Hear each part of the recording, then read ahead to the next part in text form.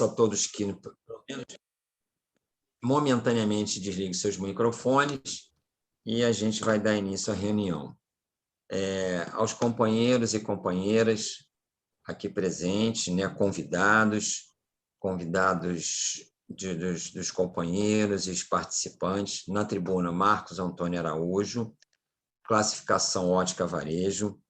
É com grande honra, com grande alegria que dou início a essa reunião. Obrigado à participação de todos e passo a palavra ao nosso companheiro Fernando Vieira, que é o nosso protocolo. Fernando. Fernando, você está com o microfone fechado agora. Pode abrir. Fernando. Fernando. Fernando, o seu microfone. Fernando. O microfone. Fernando, o microfone. Agora. Ótimo. Agora voltou. É que quando fecharam o meu também. Então tá bom. Boa noite, companheiros. Fernando Vieira, protocolo nesta reunião. Estamos aqui no momento com mais de 15 participantes, né? Vamos ter uma excelente palestra hoje. Aqui presente nós temos a Nanda Strauss, que é a palestrante, Denise, com o marido de Londres, que está nos prestigiando, Carlos Evaristo, Luiz Pinho, Flávia Machado, que é apresentante da palestrante, nosso presidente Robert, Cristina, Karen, José Renato, Peter, alguns aqui, Andréia Góes, Jorge Renato, os outros aqui estão sem nomes aqui. Eu peço a todos que coloquem o nome para aparecer no nosso boletim oficial. Tá? Então, eu passo a palavra ao nosso presidente para que iniciemos a palestra, né? Que é a grande, vamos dizer assim, expectativa nossa. Isso. O tema será fibrose cística, né? É uma coisa que eu não conheço, que eu estou querendo conhecer melhor. Tá ótimo. Obrigado, companheiro. Obrigado a todos aqui. Eu abro aqui um pouquinho para que a gente não se estenda muito o período de comunicação. Se algum companheiro tem alguma comunicação a fazer, tá? Eu peço que levante a mão, alguma informação. Gostaria de fazer uma comunicação. Então, vamos lá, companheiro. Robert, okay. Então vamos lá. Boa noite, companheiros, boa noite, companheiras. Na tribuna virtual Robert Barbosa, Rotary Clube Rio de Janeiro e Ipanema, na classificação de construção e reformas sustentáveis. Primeiro, dar uma boa noite aí a todos os companheiros e companheiras, em nome do companheiro Carlos Evaristo. Saúdo a todos os companheiros, em nome da Denise Strauss, saúdo a todos os convidados dessa noite. Minha comunicação é bem objetiva e rápida, mas acho que é importante a gente registrar isso, que a partir agora do dia 1º de outubro, ficará responsável pelas palestras do nosso clube, nosso querido companheiro Fernando Vieira. Eu já venho fazendo esse trabalho há cerca de 1 ano e meio, e assim que eles vieram para o clube, tanto ele como o Monjardim, que são meus afiliados, eu pedi que eles fizessem parte dessa comissão de palestras, que nós arrumamos os palestrantes com temas interessantérrimos. Eu acho que Rotary é isso. A gente tem que virar a roda, né? A gente tem que estar no processo de substituição. Então, como são 2 companheiros novos, assim como as novas companheiras e os novos companheiros também que estão chegando na nossa unidade rotária, vamos começar, nós mais antigos, a passar essa bola e estar dando todo o suporte necessário, mas que a coisa desenvolva. Então, todos aqueles que quiserem realizar uma palestra, indicar alguém para uma palestra, então, a pessoa indicada nesse momento, a partir de agora, que eu faço parte da comissão também, mas é o meu querido companheiro vice-presidente Fernando Vieira, que também tem uma um cast de palestrantes do mais alto nível. E o importante aqui, nas nossas reuniões, é que a gente traga sempre temas interessantes, ligados à economia, à política, à cultura, à saúde pública, não obstante também de alguns temas rotários. Mas nós temos hoje, a nível Brasil até a nível mundial, tantos companheiros rotarianos, né, que ocupam diversas posições nas iniciativas privadas e assim também como nos órgãos públicos, e que podem nos abrilhantar, porque nos sentimos em casa, com informações fidedignas, informações importantes, e também que a gente possa trabalhar aqui o network. Então, só estou oficializando isso, porque nesse momento está sendo gravado, está sendo transmitido para todo o Brasil, para todo mundo, pelo nosso canal do YouTube, e desejar muito boa sorte ao Fernando Vieira, e nós estamos lado a lado. E eu tenho certeza que será um sucesso, presidente. Tá bom? Obrigado, gente. Só isso. Hélio Coppola já está aí, o Cláudio Vale. Aqui, ó. Obrigado, companheiro Robert. E faço das palavras do Robert a minha. E vamos organizar cada vez mais com os nossos companheiros que têm alguém para convidar, enfim. Vamos desenvolver mais essa parte do nosso clube. E, Robert, como você não estava presente, eu estava falando para eles para ver se a partir do próximo mês ou mês que vem a gente consiga já começar a fazer pelo menos uma vez no mês a presencial, depois que a gente organizar lá no Paissandu, como é que tem que ser, tudo direitinho, né? Okay. Vamos tentar já começar a dinamizar isso aí, tá bom? Bom, eu passo a palavra agora para a nossa ex-companheira e futura companheira, Flávia Machado, para que faça a apresentação da Fernanda, né, que é muito bem-vinda, Fernanda. Obrigado por você estar aqui com a gente, nos honrar com a sua presença. Obrigado a Flávia por trazer você. E, Flávia, eu passo a palavra para você. Obrigada, meus amigos, né, posso dizer aqui companheiros. Bom, aqui na tribuna virtual, né, como apresentação da palestrante, sou Flávia Machado, fui rotariana durante muitos anos, em breve retornando ao Clube Rotário Ipanema, na qual faz parte do meu coração. Agradeço a oportunidade do Robert, quando passei para ele o tema, né, hoje proposto, da fibrose cística. Na verdade, é um tema que eu também não pouco conhecia, tive a oportunidade de conhecer o que é fazer parte de uma família onde tem um membro com fibrose cística por causa da Fernanda, né? A Fernanda, Nanda, como a gente chama, né, Nanda Prado Strauss, ela é minha amiga que eu ganhei na maternidade, nossos filhos estudaram juntos, nossos filhos mais velhos estudaram juntos, desde pequeno, de 1 ano e pouco, mais ou menos.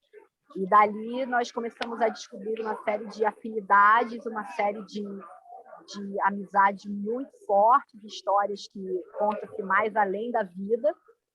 E nessa amizade eu acabei ganhando de presente, eu, Jorge Renato, o Antônio, que é o Tonton, que é a criança mais doce que poderia existir.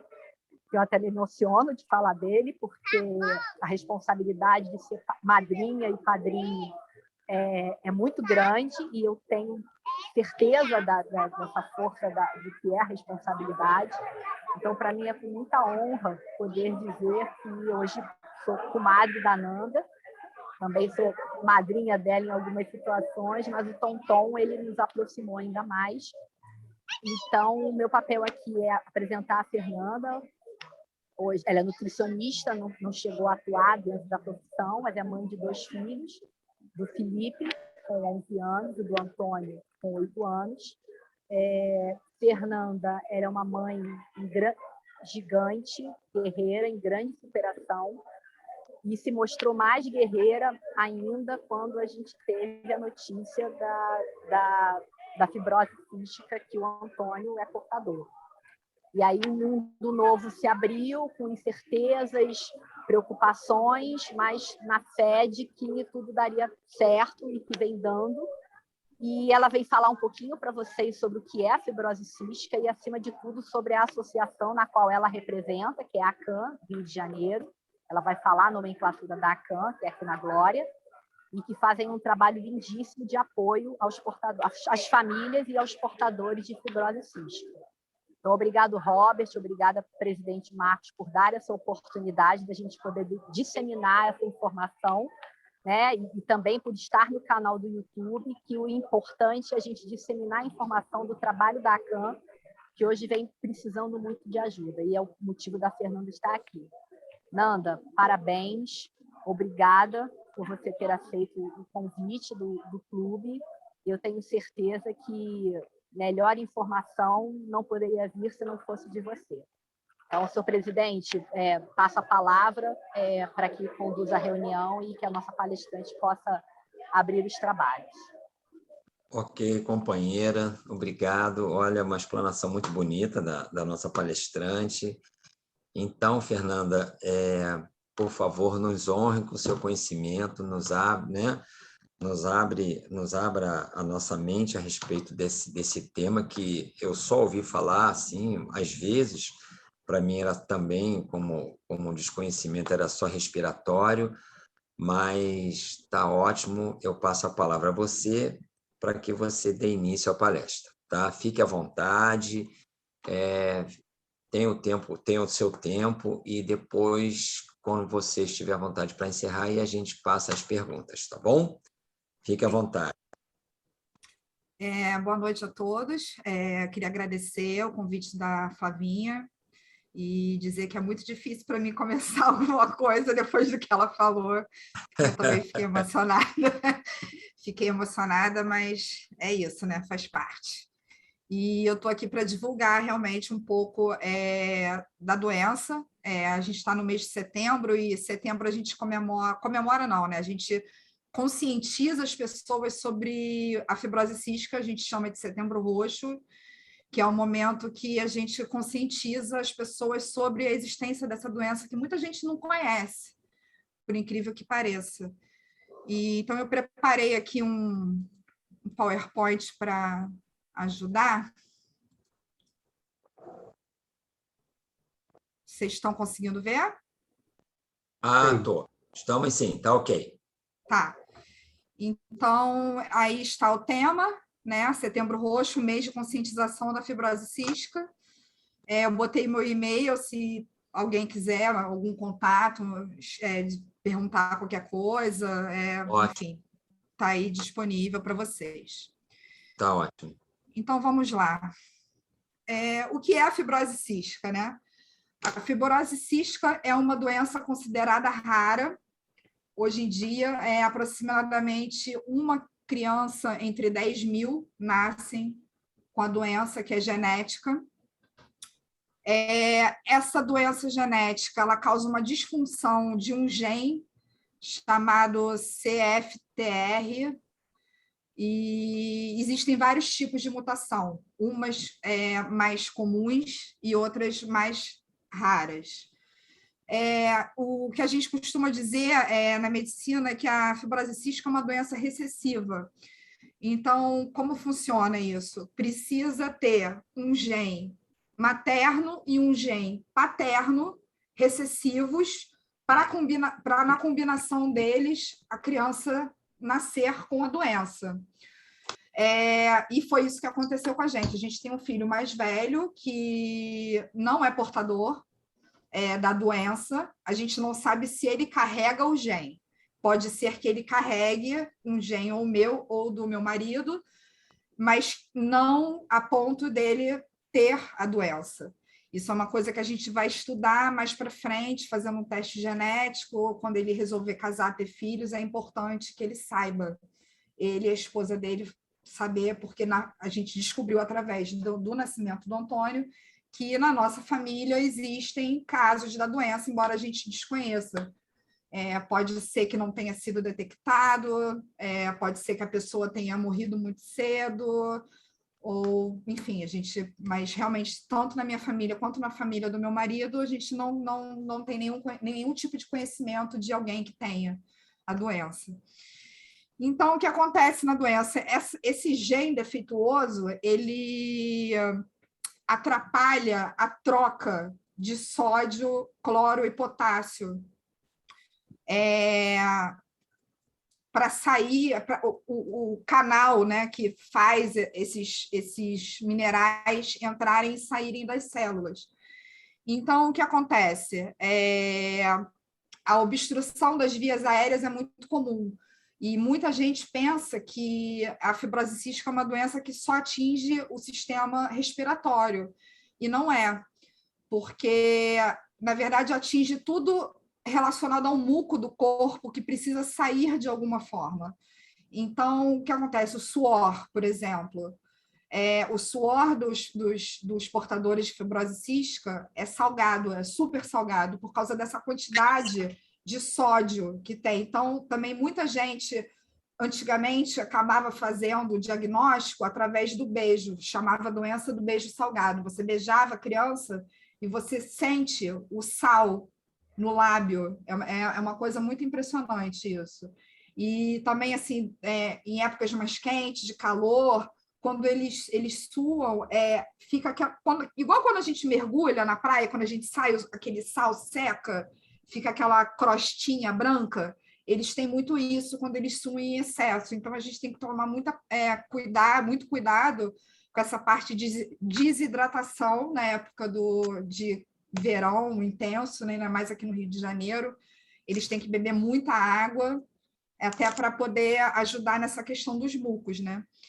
E aí o que acontece? No pulmão, essa falta de troca de muco, porque o muco é normal, né, gente? A gente respira, então a gente acaba inalando partículas, vírus, e isso tudo vira aquele muco, né? Quando atravessa as vias respiratórias e vai parar no sistema respiratório, aí o que acontece? A gente espirra, a gente tosse, tudo para botar para fora esse tipo de secreção. E no caso de um portador da fibrose cística, esse muco é muito espesso por essa dificuldade de troca de minerais. Então, aquele muco fica retido no pulmão deles. E, com isso, pode gerar as pneumonias de repetição, que é outro... Quando as crianças começam a ter muitas pneumonias de repetição, também a gente acaba fazendo um teste aí para ver se eles são portadores da doença e, por acaso, passou despercebido. E também tem a questão da colonização de bactérias no pulmão. Às vezes, o estafilococcus, que é uma bactéria comum da nossa pele, todo mundo tem estafilococcus no nariz, na boca, mas, às vezes, para um paciente de fibrose cística, colonizar esse tipo de bactéria no pulmão é um problema, porque daí também vem as infecções respiratórias de repetição, pneumonia, e a cada vez que um paciente desse tem uma pneumonia, o que acontece? Machuca o pulmão. Então, é o que a gente chama de fibrose. O pulmão vai formando uns pequenos machucados, uns pequenos pedaços de fibrose, e, com isso, a perda da função respiratória acontece. Então, com o tratamento, com tudo isso, a gente melhora esse funcionamento respiratório e evita de que a criança venha a ter uma perda respiratória, precise ser usuário de oxigênio constante ou de internações frequentes, enfim. E, como até o Marcos falou, eu não sabia, não sei o quê, também afeta o sistema digestivo, porque o pâncreas é uma glândula e ele precisa secretar as enzimas pancreáticas para acontecer a digestão. E o que acontece? As crianças não conseguem, com fibrose cística, o pâncreas não consegue fazer essa coisa de jogar o muco para fora. Então, muitas dessas crianças precisam tomar remédios, enzimas pancreáticas a cada refeição. No caso do meu filho, ele toma 3 comprimidos, são comprimidos grandes, nas pequenas refeições, e 5 nas grandes. Ele passou a usar esses comprimidos a partir dos 3 anos de idade. Eu consegui amamentar ele durante bastante tempo, que foi muito bom para ele, porque ele passou... as médicas, né, do Fernandes Figueira, que é onde ele faz o tratamento, o IFF, que é na Rui Barbosa, no Flamengo, que é o hospital de referência para fibrose cística em crianças, acham que, pelo fato dele ter sido amamentado durante tanto tempo, isso pode ter ajudado ele a precisar do medicamento mais tardiamente. E ele passou a usar os medicamentos a partir dos 3 anos. E também tem a parte do aparelho reprodutório, né? Os homens normalmente são inférteis e as mulheres têm muita dificuldade para conseguir engravidar. Normalmente, quando um casal, aí, algum dos dois é portador de fibrose cística, ou tem que apelar para uma fertilização ou uma adoção, porque os homens são inférteis. Isso é fato. As mulheres ainda conseguem ali ter o óvulo e tal, mas também é difícil de conseguir botar esse óvulo para fora. Então, normalmente é usado o método de fertilização. Então, tá, que a fibrose cística foi. Agora, o diagnóstico. O diagnóstico da fibrose é feito através do teste do pezinho, a triagem neonatal, né? E aí, o que acontece? Faz o teste do pezinho detecta, acho que no total, se você for fazer no particular, numa clínica particular, acho que são 26 doenças. Através do SUS, é muito recente. A parte da fibrose cística foi muito recente. Foi uma luta da ABRAM, que é a Associação Brasileira de Fibrose Cística, junto com as associações de estados, para conseguir, no Ministério da Saúde, que eles adicionassem nesse teste do pezinho essa dosagem de tripsinogênio imunorreativo. Quando a gente fez o teste do pezinho no Antônio, foi, inclusive, tenso. Ele tinha 5 dias, foi tomar beta-HCG, que é a primeira vacina, né, que toma, e fazer o teste do pezinho. E eu recebi esse teste do pezinho, o resultado por e-mail. Eu estava checando meus e-mails e chegou o teste, o resultado, e, como foi falado, eu estudei nutrição, eu estudei doença pulmonar obstrutiva crônica. Quando eu vi que esse índice de tripsinogênio deu alto, eu entrei em choque e eu só fazia chorar. Meu marido não sabia o que estava acontecendo e ficou desesperado, eu não conseguia falar o que era, até que eu me acalmei, expliquei para ele o que queria dizer esse índice alto e, de imediato, liguei para a pediatra, era tipo 10 horas da noite, chorando. Ela ficou muito chateada, ela falou que não deveriam ter encaminhado isso para o meu e-mail, deveriam ter entrar em contato primeiramente com ela, né, que era responsável pelo pedido do exame, para depois ela me informar, né? E aí a gente teve que repetir esse exame, né? No próximo slide a gente fala sobre isso.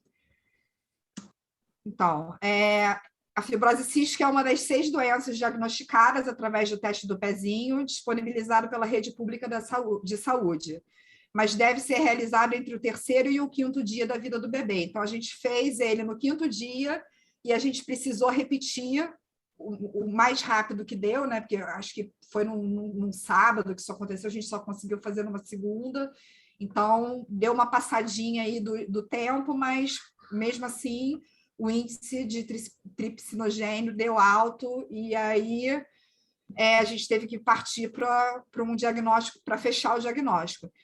Então, em 20 anos que o teste do pezinho está aí no SUS, né, que é obrigatório você fazer em todas as crianças nascidas vivas, tem, acho que 6 anos, no máximo, que entrou através do SUS, né? Então, muitas crianças perderam com isso, porque acabaram que tinham uma doença, não foi diagnosticado de princípio, de imediato, e aí essas crianças começam a ficar com essas pneumonias de repetição, começam a perder peso, não crescer adequadamente por conta da desnutrição, né? E então foi aí é aí que entram as associações, né, dos estados. A CAN foi incansável nesse sentido. Aqui no Rio de Janeiro, por incrível que pareça, demorou ainda mais do que em outros estados para começarem a fazer essa triagem da fibrose, incluir a fibrose cística nessa triagem. O tratamento da fibrose cística. O tratamento é para o resto da vida, por enquanto não tem uma cura para a doença.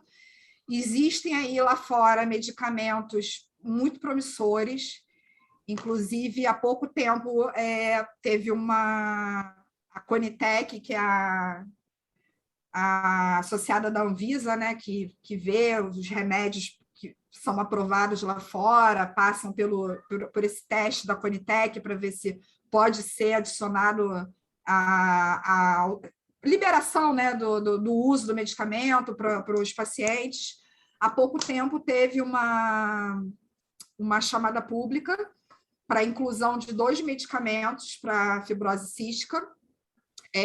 Um deles era para uma mutação mais rara da fibrose e o outro era para a mutação mais comum, que é a que o meu filho tem. Por um lado, isso é bom, né? Porque a mais comum é a mais estudada, é a mais, enfim, a que está mais em vigor aí. Mas o medicamento não foi aprovado pela Conitec, eles acharam que o custo era muito alto, e foi um baque muito grande para nós, né, para os pais, para os cuidadores, e para a própria associação, né, porque você botar o preço numa vida, e uma vida não tem preço, né, mas quando é a vida do teu filho. E esse medicamento ia ser muito bom para o Antônio. Mas, enfim, não passou. E agora tem um outro medicamento que vai entrar na consulta pública, se eu não me engano, no mês de outubro, no final do mês de outubro. É um medicamento que já está sendo usado na Alemanha, chama Trikafta.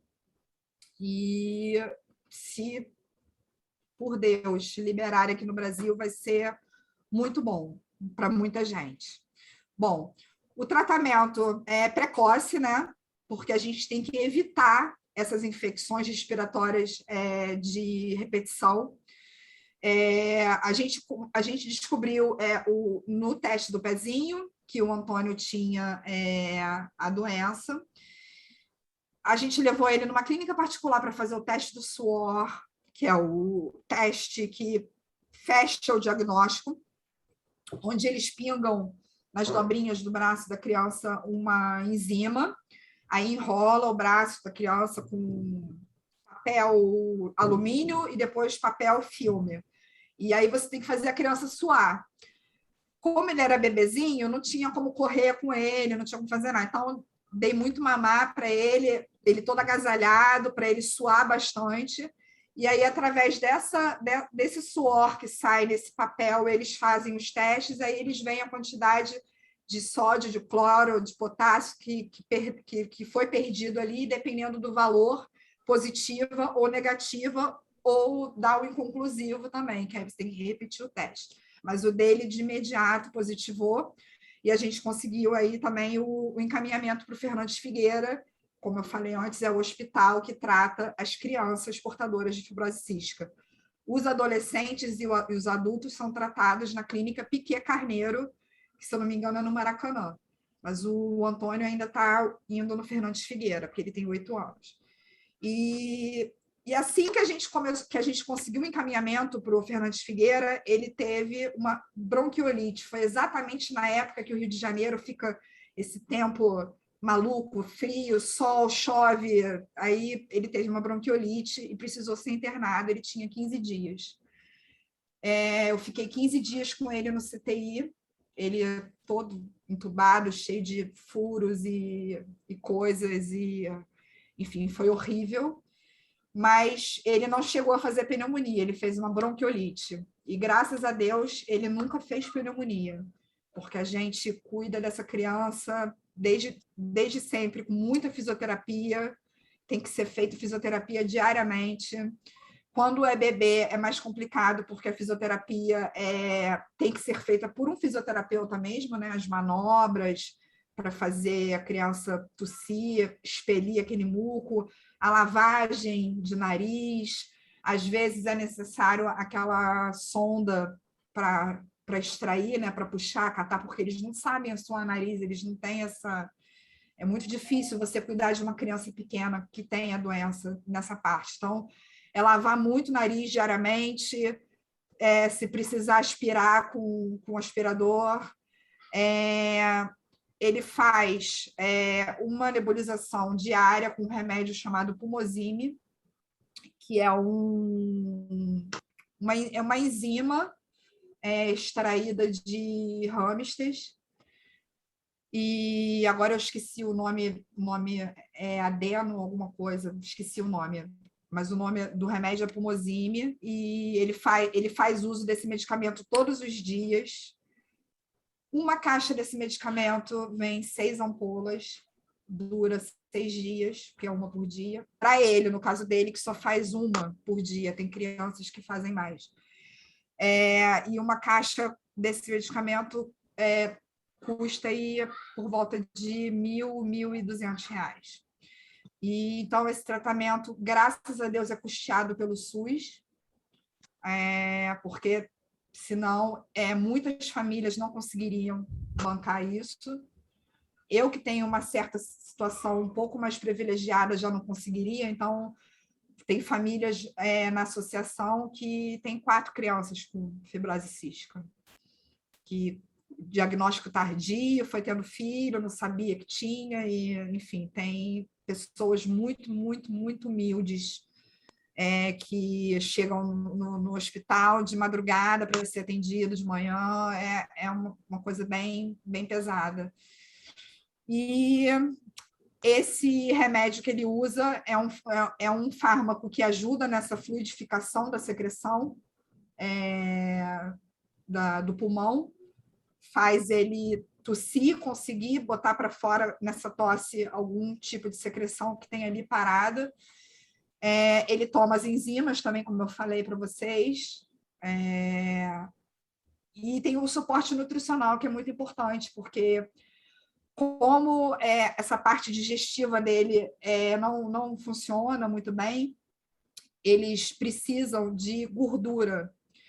E o que acontece muito com os pacientes portadores da doença é essa falta de absorção dessa gordura por conta do pâncreas, que não funciona, às vezes o fígado também dá uma fraquejada aqui e ali. Então, as fezes deles costumam ser muito gordurosas, eles expelem gordura nas fezes. Então, uma coisa também que a gente tem que estar de olho sempre, para ver se o cocôzinho está boiando, se ele está afundando, porque se estiver boiando é sinal de que a enzima não está funcionando bem, então tem que aumentar a quantidade. E aí, nisso, entra o teste de gordura fecal também, que eles medem toda a gordura das fezes para ver a quantidade certa de enzima, para ver como é que está e tal. E eles precisam... Aí, o que acontece? Eles têm uma falta das vitaminas que são as vitaminas lipossolúveis, A, D, E e K. Então, eles precisam de um suporte nutricional, principalmente dessas vitaminas. De outras também, né? Porque, de qualquer forma, aquela comida, aquela ingestão de nutrientes não funciona para eles também, mas o Tonton toma um multivitamínico junto com as refeições, fora as enzimas, para ele ter um crescimento dentro do esperado para dentro da doença. Ele não tem o crescimento de uma criança normal, digamos assim, mas ele está indo bem, ele está ganhando peso, ele está crescendo, graças a Deus, mas a gente tem que estar sempre de olho, né, nessa questão. Então, o tratamento é esse, muita fisioterapia, muita nebulização. Quando ele está resfriado, a gente tem que aumentar a quantidade de nebulização, a gente faz nebulização com soro fisiológico comum, com soro fisiológico salgado, que é um soro que ao invés de ser 0,9, é um soro de 20% de sódio, é muito salgado, a gente tem que diluir no soro comum, fazer uma mistura para fazer a inalação também. E é mais ou menos por aí. Então, esse mês, a gente está divulgando aí o Setembro Roxo. Essa frase, respira fundo, pela frente tem o mundo, é a frase que uma das associadas da ACAM formulou, uma paciente que é portadora da doença. E aí está a logo, né, da campanha, com a loguinho da ACAM, e a gente também tem o Instituto Unidos pela Vida, que fica lá no Sul, que é um companheirão assim das associações de fibrose cística dos estados. O presidente da nossa associação aqui do Rio, da ACAM, o Cristiano, ele é gaúcho, então ele tem uma ligação muito profunda com esse Instituto Unidos pela Vida. E aqui eu tenho umas informações da ACAM. A ACAM é a Associação Carioca de Assistência à Mucoviscidose. O nome da fibrose cística, o nome científico é mucoviscidose. A ACAM foi fundada em 89, ela é uma organização sem fins lucrativos que presta assistência às pessoas com fibrose cística e os seus familiares, aqui do Rio de Janeiro. No momento, são um pouco mais de 300 famílias, acho que é por volta de 310 famílias. Todo mundo que sai do Fernandes Figueira com um diagnóstico positivo de fibrose cística é diretamente encaminhado para a CAM. Tem que preencher, fazer um cadastro na CAM, porque todo o nosso... tudo que acontece no mundo da fibrose cística é passado por nós através da CAM. Essas campanhas, a questão da Conitec, que eu falei, da reunião pública que teve, tudo é através da CAM. E há um tempo atrás, quer dizer, há um tempo atrás não, agora também, porque mudou o tipo de nebulizador que a gente usa, mas esses nebulizadores eram fornecidos pela CAM, não é um nebulizador comum, não pode ser qualquer nebulizador, o nebulizador para fazer essa inalação com esse medicamento é um nebulizador especial. Então, a CAM que fornece gratuitamente esse nebulizador para as famílias. A CAM, para as famílias que precisam, cesta básica mensal, leite também. Inclusive, a gente fez uma campanha muito bonita. Uma amiga minha também foi amiga de maternidade, conhecemos todos os nossos filhos, estudaram junto, Flavinha também conhece, a Giovana fez uma campanha muito legal de leite, a gente arrecadou muito, muito, muito leite, que abasteceu a CAM durante meses, isso foi muito legal. Então, assim, eles prestam muito esse serviço para essas famílias que realmente precisam, famílias que, principalmente agora em tempo de pandemia, famílias que ficaram sem renda, que não têm ajuda em nada do governo, que não conseguiram auxílio, enfim. Então, a CAM está super presente e também eles oferecem lá na associação, eles têm fisioterapeuta de plantão, então se você precisa aprender a fazer alguma coisa, algum tipo de movimento, eles vão na sua casa, a fisioterapeuta vai na sua casa, ela te mostra como fazer, tem nutricionista, tem geneticista, a gente descobriu exatamente a mutação do Antônio a partir do momento que a geneticista fez um plantão lá. Foi muito importante, a gente precisava saber qual era o gene, e é o tipo de pesquisa cara que os planos de saúde não cobrem, e, enfim, foi tudo a CAM conseguindo aí para a gente essas coisas.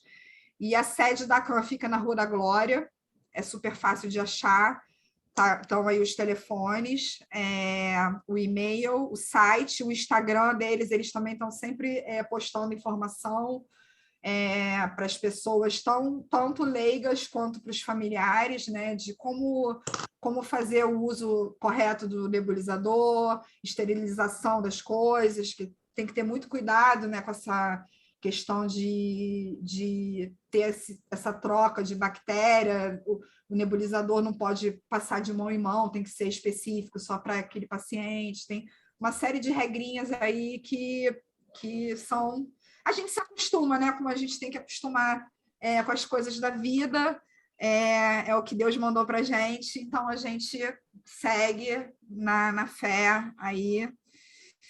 E para finalizar, aqui, se alguém quiser ajudar a CAN, né? Qualquer quantia é bem-vinda. A gente normalmente faz campanha mais forte durante esse mês de setembro, que é o Setembro Roxo, mas a associação está sempre precisando de dinheiro, sempre, porque os funcionários não trabalham de graça, essas fisioterapeutas, os voluntários da CAN são os pais que trabalham lá com atendimento, atendendo o telefone, nessa comunicação da associação com o hospital, mas os funcionários fisioterapeuta, geneticista, esse pessoal recebe assistente social, eles são pagos, e a associação, para ficar aberta e para conseguir manter essa ajuda, esses profissionais lá sendo pagos, eles precisam sempre de ajuda. Então, existe esse projeto Apoia-se. Apoia-se é um site de ajuda em geral.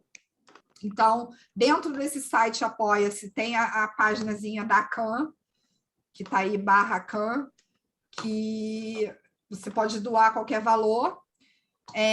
O banco é o Bradesco, agência 0814, a conta corrente 4193, dígito 9. O Pix é esse que está aí na tela, que é o CNPJ da associação. E qualquer ajuda é bem-vinda, se for de coração, qualquer ajuda mesmo. Esse mês, por exemplo, a gente conseguiu quase R$1.000. Meu marido é músico, não falei isso aqui, mas ele, por hobby, ele é músico, e ele lançou um projeto musical esse mês, e ele fez umas camisas com a logo do projeto musical dele, e a gente vendeu essas camisas, e todo o lucro que a gente conseguiu da venda dessas camisas, a gente doou para a CAN. Não foram muitas vendas, foram 24 camisas só. Quem comprou mais foi a família, mesmo os amigos mais próximos, mas a gente conseguiu transferir aí R$950 para a CAN com essa campanha que a gente fez. E eles agradecem, é muito legal assim, a convivência, conviver com eles e ver, e lá no hospital mesmo, né, quando eu vou com o Antônio, que é trimestral, a consulta dele, você vê as famílias lá e você ouve as histórias e, enfim, é muito comovente. Você ter uma criança com qualquer tipo de necessidade especial é uma coisa muito que mexe muito, né? Acho que a maioria aqui deve ter um filho, um sobrinho, um neto, e deve imaginar que deve ser uma coisa bem complexa. Mas, enfim, a batalha está aí, a gente nunca fugiu dela. Tonton tem 8 anos, a gente está nessa batalha aí há 8 anos. E eu gostaria de agradecer. Esse é o Tonton, meu filho. Gostaria de agradecer muito a vocês por terem deixado eu falar aqui. Eu acho que eu falei muito até, não sei, estou com um pouco de vergonha, mas... Enfim, estou aberta para perguntas. Se eu souber, se eu puder responder. Como eu falei, eu não sou médica, mas eu convivo ali perto, então, enfim, estou aberta a qualquer pergunta que vocês quiserem.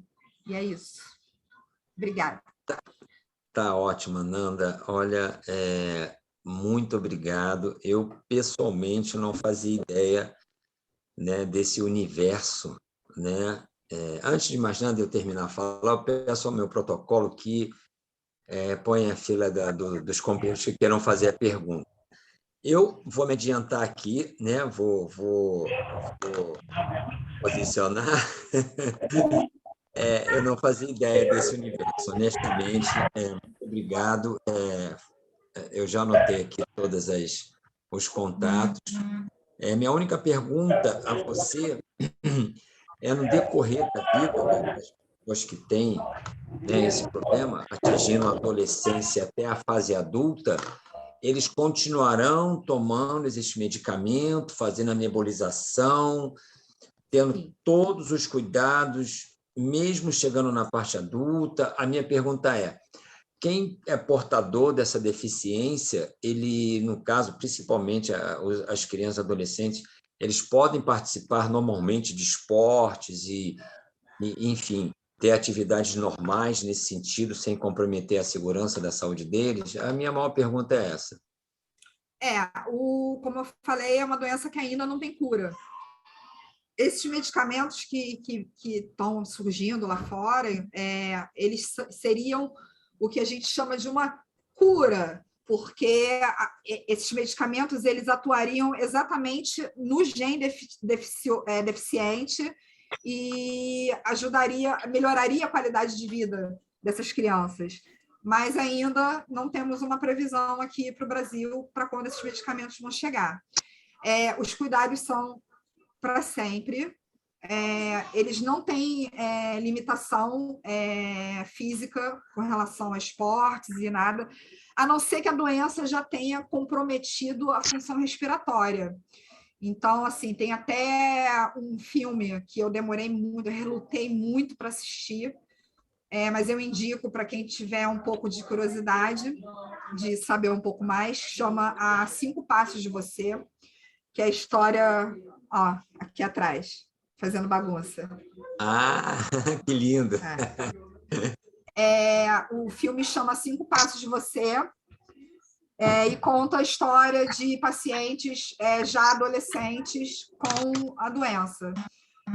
Aquele filme também que eu sempre esqueço o nome, gente, que mostra a menina que usa oxigênio, que ela acaba se apaixonando por um menino que tem câncer, Escrito nas Estrelas, ou alguma coisa assim, eu esqueci o nome agora, que é um filme que ficou muito famoso entre os adolescentes também. No filme colocaram a menina como portadora de câncer de tireoide, eu acho, e acabou afetando o pulmão. Mas a história do filme, a menina da história do filme era portadora de fibrose cística e o namorado dela também. Eles acabaram casando e, infelizmente, um morreu com 21 anos e ele morreu com 21 anos e ela morreu uma semana depois. Eles tinham um casamento, mas eles não podiam ficar perto um do outro por causa dessa coisa da bactéria, de misturar as bactérias, eles não podiam ficar juntos. Então, é um caso triste, mas, enfim, a gente tem essa questão do tratamento, da fisioterapia, de insistir nessa coisa toda, para não chegar a um ponto da criança ser dependente de oxigênio, entendeu? Então, assim, exercício físico é ótimo.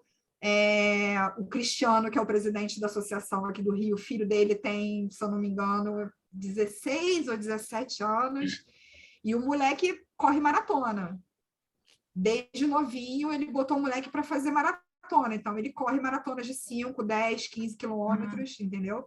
Então, assim, atividade física, natação, então, é excelente, é bom para a criança. Mas o tratamento é para o resto da vida. Vai depender do grau da doença, quando vai usar mais ou menos medicamento.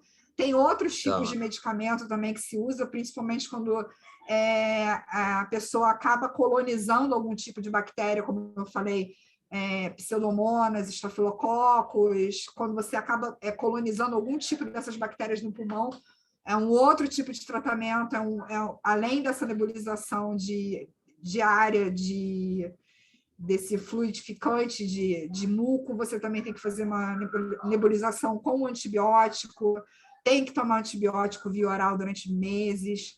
Foi o Antônio, quando ele teve a primeira internação dele, ele colonizou pseudomonas, que é uma bactéria comum em hospital. É uma bactéria hospitalar muito comum, e ele saiu do hospital colonizado com pseudomonas, e a gente demorou aí uns bons anos para conseguir negativar ele. Ele hoje em dia está negativo, graças a Deus, mas foi uma batalha para conseguir essa negativação. Tá ótimo. Eu passo a palavra para o protocolo e para ele enumerar aí a fila das perguntas, tá bom? Ok. Fernanda. Perfeito. Fernanda, excelente palestra, nos sensibilizou bastante tivemos aí mais de 20, 22 pessoas assistindo. Ah, você falou em filme, eu lembrei de um filme de ontem que eu assisti sobre o 11 de setembro, que eu falo para os advogados aí do clube assistir, porque é de uma acessibilidade. A vida não tem preço, é um negócio fenomenal. Mas temos aqui levantado a mão. Quem precisar fazer uma pergunta, levante a mão. Em primeiro lugar, tem o Hélio, que já tinha levantado a mão.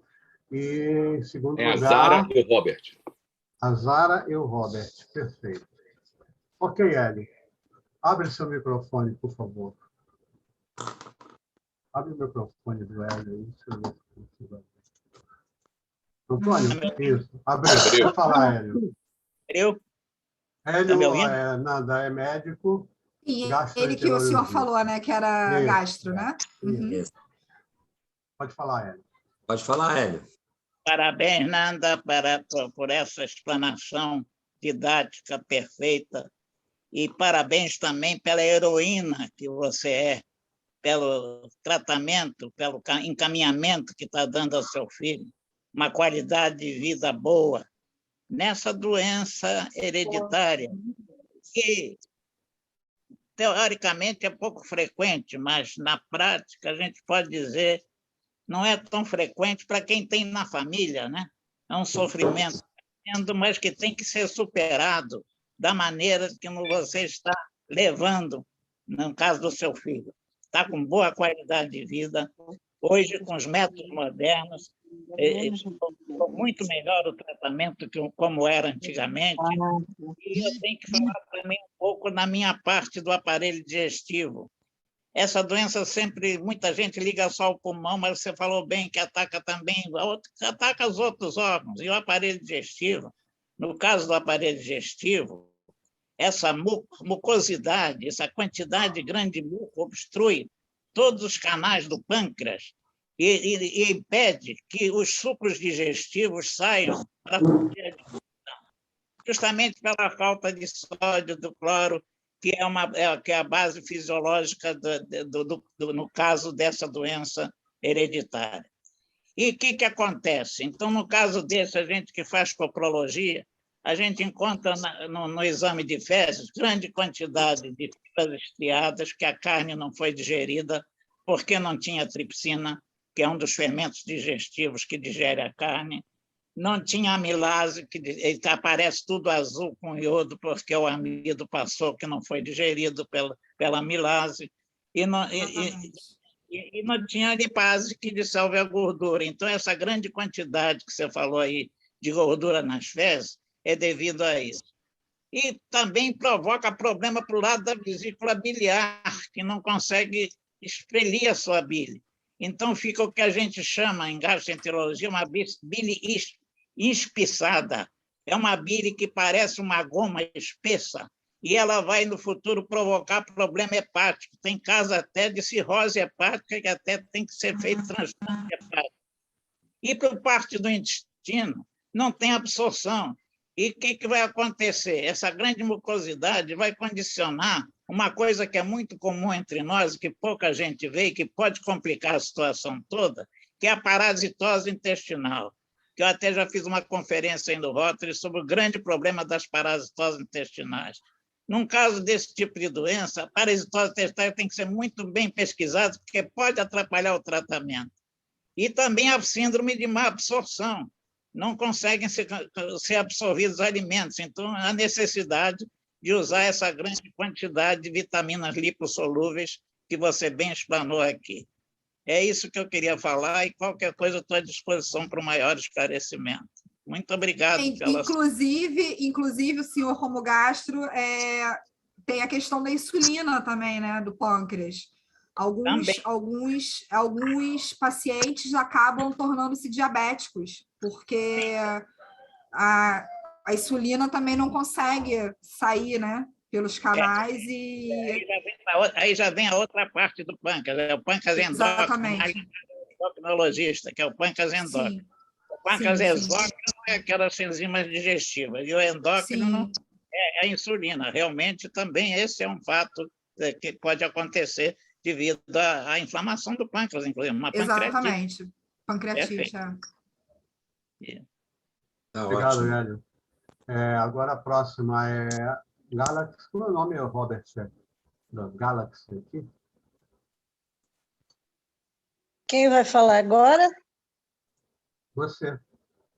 Então eu queria dizer o seguinte: eu não trato a doença, mas eu conheço a doença, porque o patologista ele não trata, mas ele conhece as doenças. Então eu queria definir uma coisa aqui. A gente sabe perfeitamente que as heranças autossômicas dominantes são as mais comuns, que basta um dos cônjuges ter o gene e o filho pode ter a doença. Já a herança autossômica recessiva, como já foi muito bem falado aqui pela expositora, precisa que tenha cada um dos cônjuges o gene, e vai sofrer mutações, tudo isso. Então, eu queria só situar o seguinte: toda vez que um casal com consanguinidade se une, eles sabem, ou deveriam saber, que 25% dos filhos poderiam apresentar alguma deficiência, que não é só essa raríssima doença que é a mucoviscidose. Poderiam ter albinismo, poderiam ter fenilcetonúria, surdez congênita, retardo mental, displasia óssea. Então, eu pergunto o seguinte: o que é que a sociedade que dá tanto apoio aos doentes, que difunde, como está fazendo, estimulando palestras sobre o assunto, faz no sentido de esclarecer as pessoas que têm consanguinidade para evitar que se tornem um casal, que tentem procriar. Eu sou neta de um médico, cirurgião geral, que na época dele, ele já preconizava na família e nos pacientes dele que não deveria existir casamento com consanguinidade, exatamente uma prevenção de doenças hereditárias recessivas que precisam dessa junção de genes dos dois cônjuges. Então, eu gostaria de perguntar se existe alguma campanha no sentido de esclarecer, que as pessoas hoje não entendem isso. Eu vejo um monte de pessoas que são primos, estão se casando felizes e tranquilos, e proclamando que vão ter filhos e tal, e tal. Hoje já existe a cariotipagem, uma coisa sofisticada e tal, mas as pessoas que não têm acesso a isso, que não sabem nem a sua carga genética, essas pessoas, elas estão arriscando. Então, deveria ter uma campanha esclarecedora para que as pessoas evitassem, o mais que pudessem, a consanguinidade numa conjunção matrimonial, ou, se isso acontecer, evitar ter filhos, porque o risco vai existir. Queria saber da moça se existe uma campanha, se esclarecem as pessoas, porque isso é muito interessante. O melanoma de pele, por exemplo, ele diminuiu muito depois que começaram a fazer uma campanha do excesso de sol. Então, as pessoas notam que é uma doença rara, raríssima, que é o melanoma cutâneo, que ele diminuiu muito em relação à felicidade da campanha. A gente vê o cigarro também, né? Diminuiu o consumo do cigarro exatamente pelas campanhas esclarecedoras. Queria saber isso. Obrigada.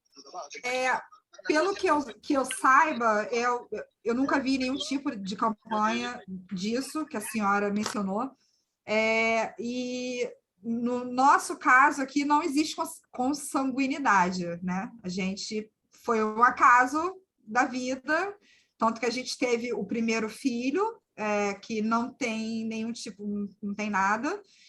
E como até o Marcos falou, deu a escapada, teve o segundo, então o Tonton nasceu. Se o Felipe tivesse nascido com a doença, provavelmente a gente não teria tido o segundo filho. Teria tido uma cautela maior e não teria tido o segundo, porque eu não arriscaria ter duas crianças com a doença.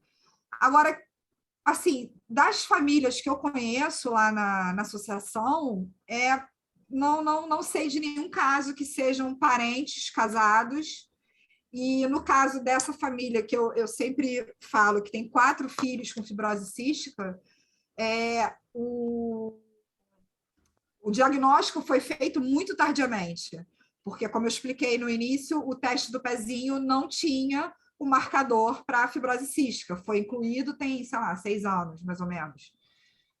Quando o Antônio fez o teste do pezinho, não tinha no SUS. A fibrose cística não era um marcador do SUS. A gente descobriu porque a gente fez numa clínica particular e a gente fez o teste ampliado que o plano de saúde cobria. Então, a gente fez o teste ampliado. Mas essa família, por exemplo, com 4 filhos, eles só foram descobrir que o mais velho tinha fibrose cística quando ele já tinha 16 anos. Então, eles foram tendo filhos e os filhos foram nascendo com a doença e eles não sabiam que os filhos tinham uma doença. São pessoas muito humildes, muito... Entendeu? A gente tem que ter em mente que essas pessoas existem, né? No país, muito. A maior parte são dessas pessoas humildes. E, enfim, mas com relação a esse tipo de campanha, eu realmente nunca vi. E aquilo, foi o que eu falei, um gene recessivo, outro gene recessivo. Nós não temos nenhum tipo de consanguinidade e calhou de acontecer, entendeu? Como eu acho que para a maioria das famílias é mais ou menos assim que acontece. Mas eu concordo com a senhora, eu acho que não tenho nada contra primos se casarem, nada contra, mas eu acho que ou realmente deveriam evitar ter filhos, ou pelo menos fazer o teste, né, genético de ambos os cônjuges para poder ver se carregam ali algum tipo de doença que poderia ser, porque é brincar um pouco com a vida, né? É uma coisa complicada, mas, enfim, não estou aqui para julgar. Okay. Obrigado. A próxima pergunta. Posso fazer, eu acho Robert? que ela ainda está falando. Ela tem que ligar o microfone. Zara, você tem que ligar o microfone e finalizar aí a sua pergunta. O microfone. Antônio, será que ela não está ouvindo? Bom, posso fazer a pergunta, professor? Depois ela retorna aqui para qualquer comentário. Eu gostaria, nesse exato momento, Nanda, de parabenizar você pela brilhante explanação cirúrgica para quem é leigo, parabenizar por ser uma mãe guerreira, e a gente sabe, né? Essa questão de saúde pública no Brasil, a gente vê essas questões genéticas, como você muito bem disse, a gente tem aí a psoríase, a gente tem o lúpus, tem a fibrose cística, e como é que o Rotary pode entrar nisso, né? Nós já temos um trabalho muito forte institucional sobre a SAF. Para quem não sabe o que é SAF, é a síndrome alcoólico fetal, que é durante a gravidez, aquela mamãe que toma um copo de vinho, e um copo de vinho não acontece nada. Um copo de cerveja não acontece nada, mas acontece sim, que nasce de crianças aí com a SAF e não está no gibi. Bom, a minha questão aqui, até de poder trazer você ao nosso convívio, é poder estender o que o Rotary pode, em parceria com a ANCAM, ajudar. Então, a gente pode, em breve, nos sentar e fazer, né, e elaborar alguma ação em conjunto, ok? Para que nós arrecademos não só fundos para poder ajudar, né, aquilo que vocês precisam. Então, a gente pode marcar aí um happy hour, um show, porque nós temos um grupo de bitomaníacos, vender os convites, isso aí, a gente reverter para a associação. Então, já coloco aqui à disposição, né, essa questão, poder lhe ajudar. E também, através do Rotary, de companheiros, né, que também são ligados à questão como deputados federais, senadores, são rotarianos, que é importante também essa questão de um lobby dentro do governo federal para poder subsidiar esses medicamentos que a gente sabe que, se não fosse o SUS, por mais que critiquemos o SUS, mas o SUS é de uma importância tremenda dentro da questão da saúde a nível Brasil. Né? A gente vê a questão do lúpus, da fibrose cística, os medicamentos são caríssimos. Então, eu queria estender a você que o Rotary Clube de Ipanema, e a gente fala pela nossa célula, a gente tem mais de 100 clubes no nosso distrito, de podermos sentar com a sua madrinha, né, que é a Flávia Machado, e elaborarmos aqui, uma vez por ano, 2 vezes por ano, um trabalho em conjunto do Rotary, e aí a gente usa a nossa rede, porque essa realmente é uma causa interessantérrima, e a gente fica aqui à sua disposição, tá bom? Eu só quis fazer uma coisa que eu queria falar também, que eu esqueci, acabei esquecendo de falar, é que, assim, aqui no Brasil, a Fiocruz, que é o órgão responsável pela pesquisa, né, da doença. E, mesmo assim, a gente está muito atrasado em relação a países como a Alemanha, Suíça e até os Estados Unidos mesmo. O tratamento deles lá eu tenho, inclusive, uma menina que tem fibrose cística que foi lá para fora, foi para os Estados Unidos para pesquisar a doença, ela se formou em medicina e está lá fora fazendo pesquisas para poder ajudar a gente aqui. É uma pessoa muito especial que ela se formou em medicina para isso, para poder ajudar, no caso dela, né, ela mesma e as pessoas próximas. Mas quando no caso quando a gente descobriu o marcador do Antônio alterado, a primeira coisa que uma pessoa faz? Vai no Google, né? Isso é uma coisa humana. Você faz um exame de sangue, você vê alguma coisa assim, eu vou lá no Google ver o que é isso que está acontecendo comigo. E tudo que eu lia sobre a doença era apavorante. Era tipo, as crianças que são portadoras de fibrose cística têm sobrevida de 12 anos. Então, eu chorava copiosamente, porque eu falava, gente, meu filho vai morrer. Meu filho vai morrer e eu não posso fazer nada para ajudar ele. Então, isso é muito desesperador, entendeu? Porque no Brasil, essa ainda é uma doença infantil, porque as crianças não têm uma sobrevida, elas não chegam à idade, você não vê muitos adultos que conseguem alcançar a maturidade sendo portadores da doença, entendeu? Então, foi muito desesperador para mim. E aí, quando eu fui para a minha primeira consulta no Fernandes Figueira, eu estava ansiosa, estava com aquela coisa na cabeça. A médica foi muito, a doutora Patrícia Barreto, ela foi um anjo, ela sentou comigo e falou, Fernanda, você leu alguma coisa no Google? Eu falei, li.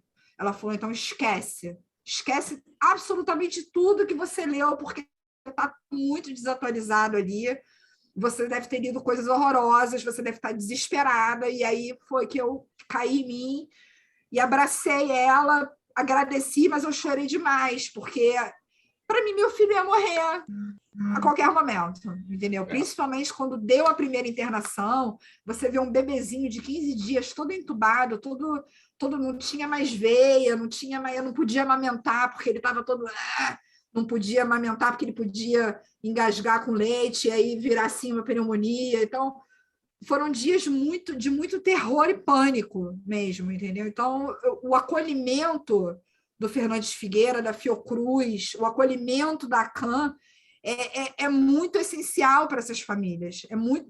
A associação não pode, de forma alguma, fechar, porque agora, por exemplo, eu já estou mais descolada, a gente já leva mais, entendeu? Mas aqueles pais que estão chegando agora, e a gente tem um grupo no WhatsApp que só os administradores da CAM postam, que todos os dias entra alguém, eles dão as boas-vindas. Seja bem-vindo, fulano de tal, pai da criança tal. Então, assim, estão aparecendo os casos, estão sendo encaminhados para a associação, eles acompanham, eles fazem esse acompanhamento super de perto, super junto, mas a associação está ferrada. Essa pandemia realmente, o que já não estava bom antes, agora piorou muito, entendeu?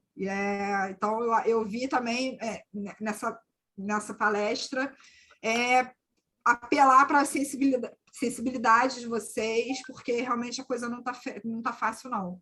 A gente consegue uma doação aqui, uma ali, uma aqui, uma ali, mas a galera mesmo que está ali todo mês é só familiar. Minha sogra, por exemplo, ela debita no cartão de crédito dela todo mês um valor. Eu tenho algumas amigas que fazem isso, minha irmã também faz isso, debita no cartão de crédito, todo mês vai lá, debita um valor. mas é pouco, entendeu? Infelizmente, não é o suficiente para manter a estrutura deles, que já foi muito diminuída, tá? Eles já diminuíram, eles já foram para um lugar mais em conta, negociaram aluguel, porque o pessoal lá, os donos, né, do ponto sabe o que é uma associação, que é uma ONG. Então, assim, tem bastante ajuda assim, nesse sentido, mas é caro, né, você manter esse tipo de serviço para mais de 300 famílias. Eu calculo que deve estar aí já numas 300 e chegando a 350. Porque todo dia entra familiar novo no grupo. Vamos ver o que o Rotary pode ajudar aí, com certeza vai ser uma bandeira, depois da sua palestra. Nossa, eu nem tenho palavras para agradecer. Que a gente possa nos unir e fazer. Obrigado, tá? Foi um prazer, foi um prazer. Tá. Companheiro Fernando, tem mais a outra pessoa? Não tem. Está me ouvindo bem? Estou ouvindo. Eu perdi um pouco da internet aqui. Tá ótimo. Mas não. Certificado, né, presidente? Hein? Presidente, é o certificado. Certificado. Eu acho que a minha sogra quer falar alguma coisa, porque ela levantou a mão ali. Foi? Quem é? Karen. Não? Ela levantou errado, então, está com a mãozinha. Tá. Okay. Então, olha, eu agradeço você imensamente a sua palestra. Foi, assim, de um esclarecimento que, para mim, é mais um mundo que a gente realmente, eu, pelo menos, desconhecia, né? Toda essa parte dessa doença difícil, né? A gente fica muito sensível a isso, tá? Muito obrigado. O que a gente puder, através eu, Robert e todos os companheiros, a gente, como o Robert já falou, a gente tentar fazer alguma ajuda através de reuniões que a gente venha fazer do grupo. Temos aí um Bitomania que a gente pode tentar fazer uma rifa, enfim, alguma coisa que possa vir a agradecer a sua palestra e ajudar essa instituição, tá bom?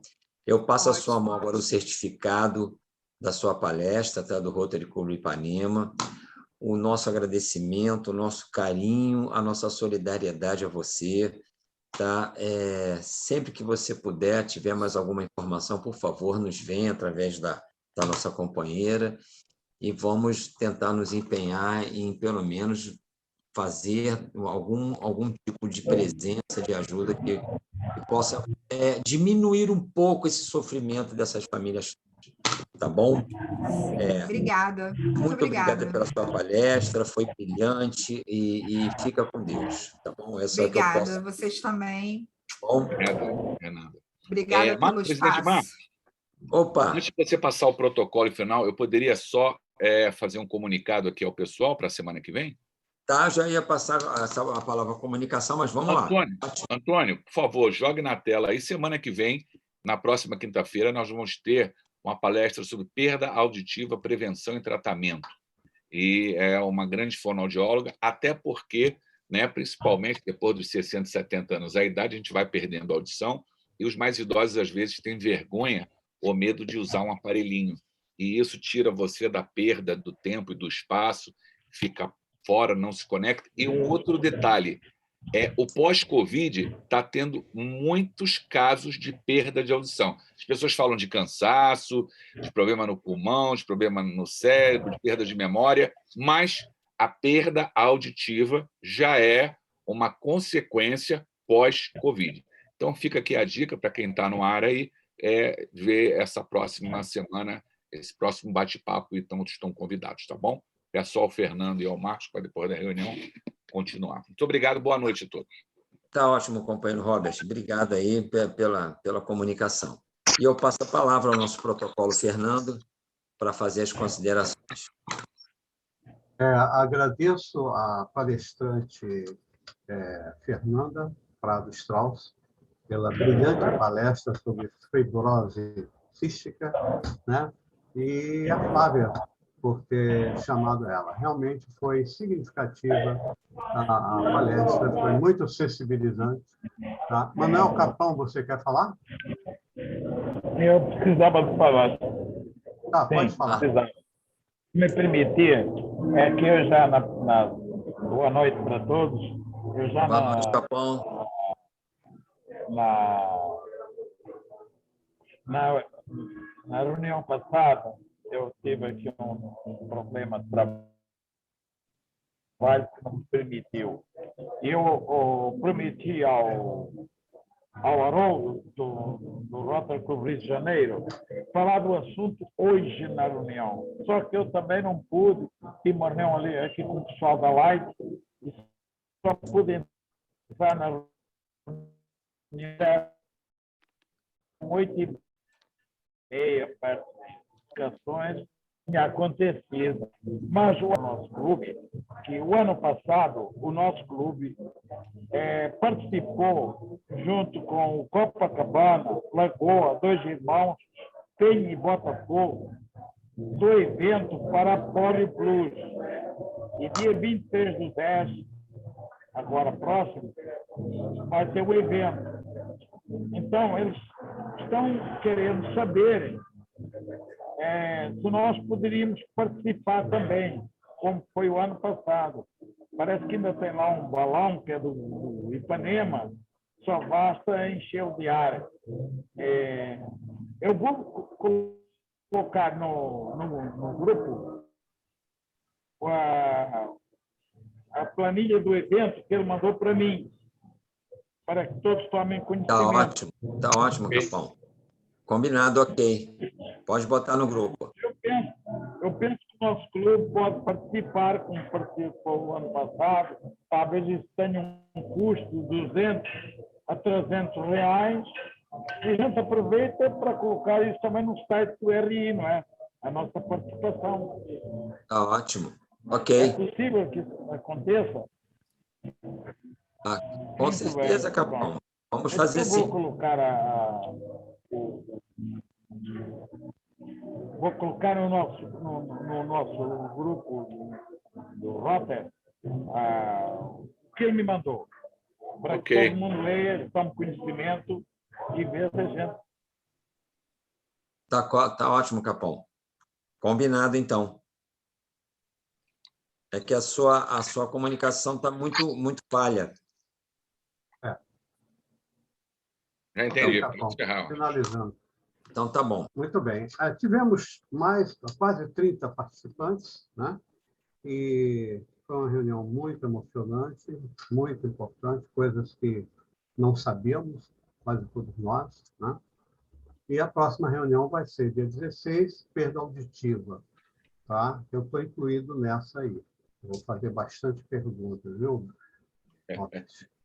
Mas, então, passo a palavra ao nosso presidente para finalizar.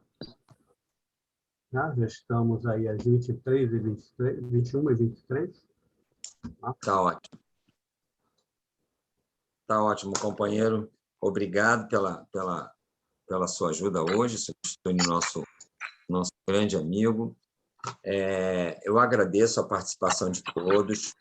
Mais uma vez, agradecer a nossa palestrante Fernanda, agradecer a Flávia por ter trazido aqui um tema, né? Até para mim, assim, eu tinha uma noção, mas não tinha o tamanho da dimensão da gravidade dessa doença. Agradecer a você, tá? Seja sempre bem-vinda. E agradecer aqui a nossos companheiros, companheiras, entidades que estão aqui presentes, a participação de vocês. Muito obrigado a todos. Já está um pouquinho adiantada a hora, passamos um pouquinho, mas o tema não poderia ser diferente. E fiquem com Deus, tá bom? E eu peço uns 5 minutinhos àqueles que a gente vai precisar fazer uma reuniãozinha rápida para que continuem, tá bom? Uma boa noite a todos. Fiquem com Deus. Obrigada, bom descanso. boa noite. Nanda, E parabéns. Boa noite, reunião, Nanda. tá? Obrigada. Te amo. Parabéns, Obrigado. foi muito bom.